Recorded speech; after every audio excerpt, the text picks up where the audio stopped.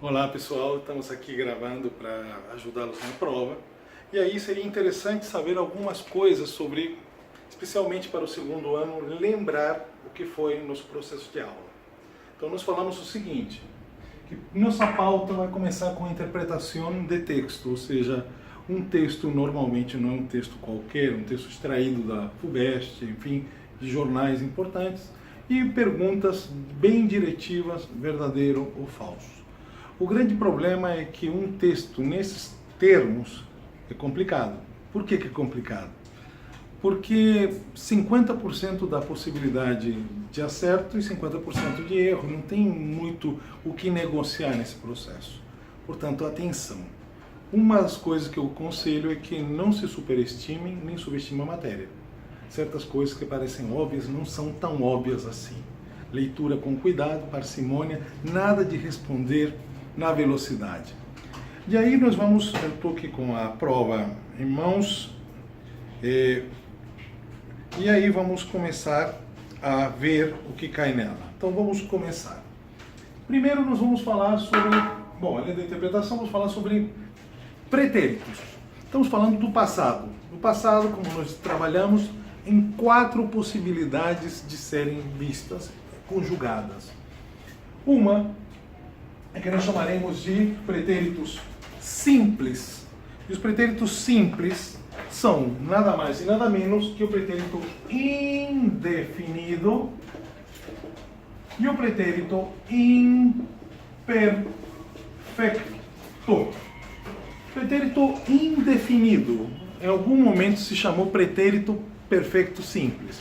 Hoje se chama pretérito indefinido porque o pretérito perfeito simples poderia nos confundir com o pretérito perfeito composto. Esse bichinho ali que está fazendo bagunça ali é o Joaquim. Escolheu um bom momento, viu a câmera ligada? Mas vamos lá. Continuamos. Deixemos o Joaquim de lado, vamos ao que nos interessa. A diferença entre o pretérito indefinido e o pretérito imperfecto é que o indefinido se refere a uma ação concluída. Je cantei. Je cantei, eu entendo que eu comecei a cantar no passado e terminei de cantar. Je comi. Bom, comecei a comer no passado, não é isso? E terminei de comer no passado. E assim por diante. Je estudiei. Comecei a estudar no passado e terminei de estudar no passado mesmo. Então, a ação concluída no passado é o pretérito indefinido. E por que se chama indefinido? Por uma razão muito simples. Nós sabemos que a ação foi concluída, mas não sabemos em que momento. Je comi frutas. Em que momento eu comi frutas? O verbo por si só não me diz. A frase pode me contextualizar, mas o verbo não. Je comi frutas às 5 da manhã. Ok, mas não foi o verbo que me acusou. Que horário foi? Então vamos continuar aqui. O pretérito imperfecto é um verbo que se conjuga em relação a uma ação que foi interrompida no passado. Por exemplo, je comia frutas. Se je comia frutas, quer dizer que em algum momento eu parei de comer frutas. Eu estudava alemão, então quer dizer que em algum momento, para além da minha vontade, parei de estudar alemão. Porque se eu tivesse concluído o curso, eu usaria o pretérito indefinido. Eu estudei alemão. Então ficou clara a diferença? Como vocês perceberam, esses verbos je cantei ou je cantava, para usar o verbo cantar, são verbos simples. E são chamados de verbos simples não porque sejam mais fáceis, é porque eles não são acompanhados de um verbo auxiliar. Tá aí, beleza? Vamos lembrar aqui que os verbos compostos são o pretérito perfeito e plusquamperfecto. Perfecto e plusquamperfecto. O nome latim, plusquamperfecto, pode nos causar algum tipo de estranhamento. Porém, não vamos cair nessa armadilha. O mais que perfeito, em português, é simples. O plusquamperfecto em espanhol é composto. Eu havia cantado. Então, o pretérito plusquamperfecto se refere a uma ação anterior à ação principal. Por exemplo, invitei a minha esposa a cenar. Então, 2 dias atrás, invitei a minha esposa a cenar. Se eu digo, quero me referir a uma ação anterior a esse jantar, então eu diria, eu antes de cenar com minha esposa, eu havia invitado, havia reservado, havia sondado, havia descoberto uma série de lugares para poder jantar com minha esposa. Perceberam? Eu havia e mais. Aí temos um verbo haver como auxiliar e temos o verbo em particípio. Cuidado com os particípios, hein, moçada? Continuamos. O pretérito perfeito já é diferente. O pretérito perfeito, ele fala de uma ação que começa no passado e se projeta no presente. Cantava muito. Parei de cantar? Não. Quer dizer que eu comecei a cantar no passado e continuo cantando. Me projeto para o presente. É diferente do pretérito indefinido, que é uma ação concluída. Então vamos resumir. O pretérito indefinido é uma ação concluída no passado. O pretérito imperfeito é uma ação interrompida no passado. O pretérito perfeito é uma ação que começa no passado e se projeta no presente. E o pretérito plusquamperfeito é o passado do passado, é uma ação anterior à ação principal do passado. Até aí, beleza? Então vamos lá. Depois nós vamos falar sobre horas. Horas. Pois bem, em espanhol temos algumas formas de falar horas. Eu sei que hoje a globalização está universalizando o conceito de horas. Outro dia, eu sendo chileno, me estranhei porque vi um filme chileno, por sinal muito ruimzinho, e esse filme, Sem Filtro, tem uma cena em que a pessoa fala que chegou às 17h43, ou 17h43, é a primeira vez na vida que eu escutei isso, porque normalmente se utiliza duas formas, tá? São 13 para as 6 da tarde, ou são as 6 da tarde menos 13 minutos, que é o mais comum. Na nossa aula, que vai cair, vai utilizar, vai ser o conceito de números positivos e negativos. Negativos, positivos.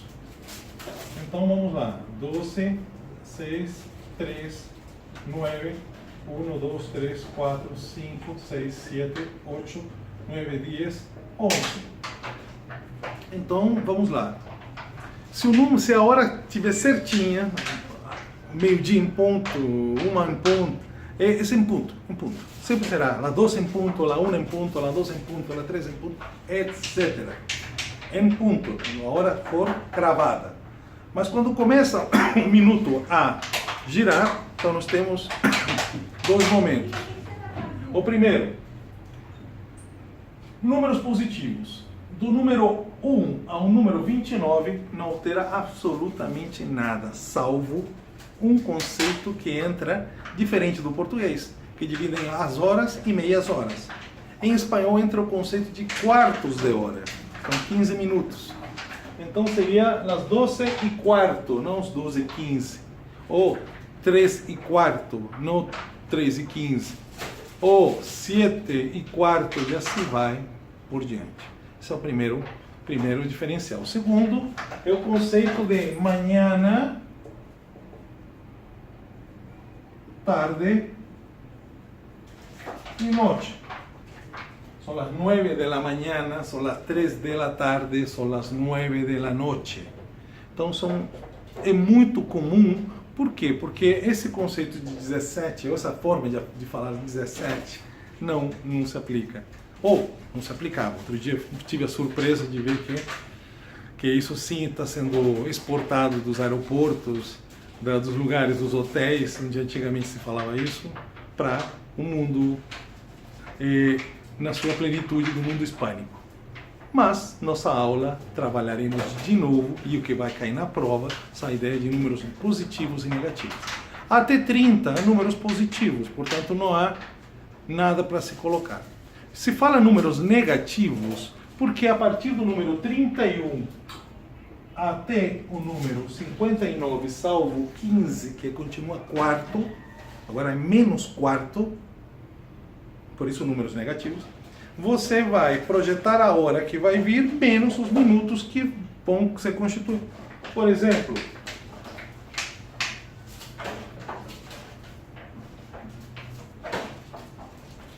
são as 7 da tarde menos 25 minutos.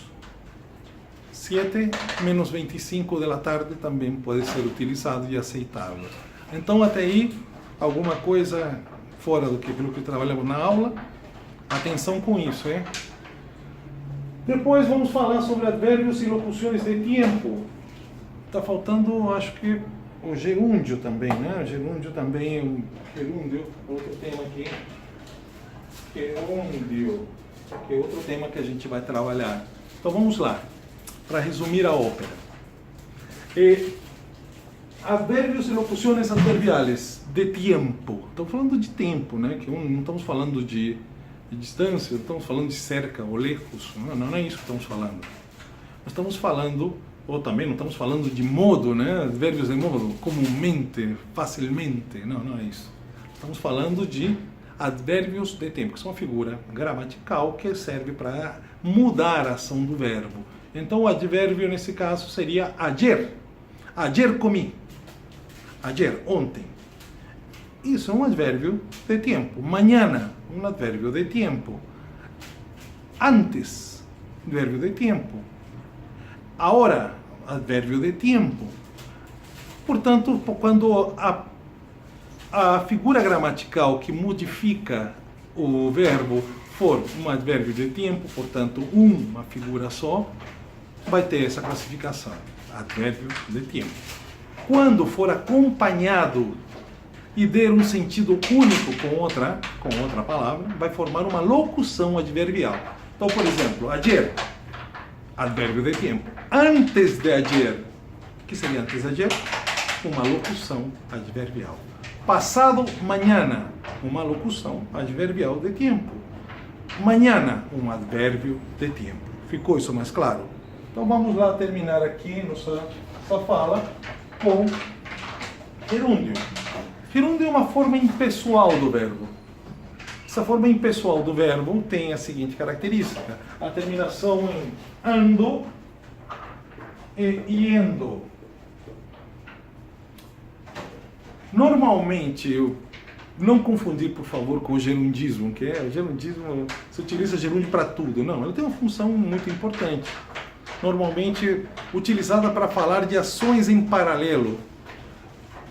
Dou classes enquanto estou pensando em Joaquim, o perrito aqui.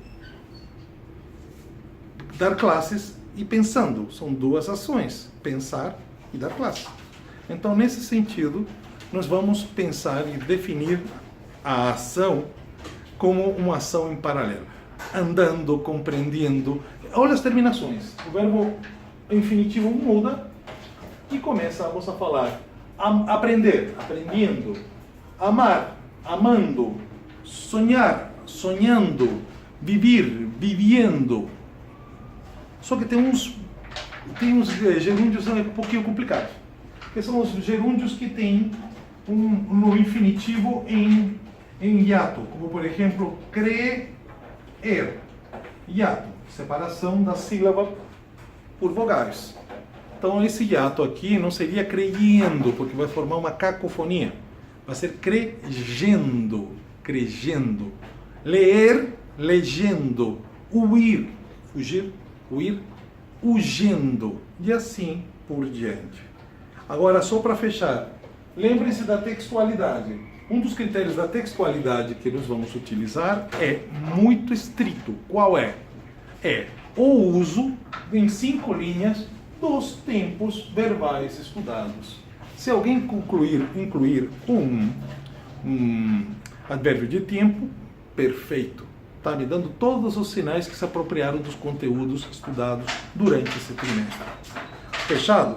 Metade é a estrutura, a coerência, enfim, das frases, enfim, o uso correto das linhas, e a outra metade é o uso gramatical. Portanto, você pode fazer uma bela redação, uma linda redação, se não tiver dentro sinalizados, circundados, subrayados, sublinhados, né? Subrayados em espanhol, destacados ou o que for, então vou interpretar que você não colocou o verbo de modo proposital e eu vou tirar ponto.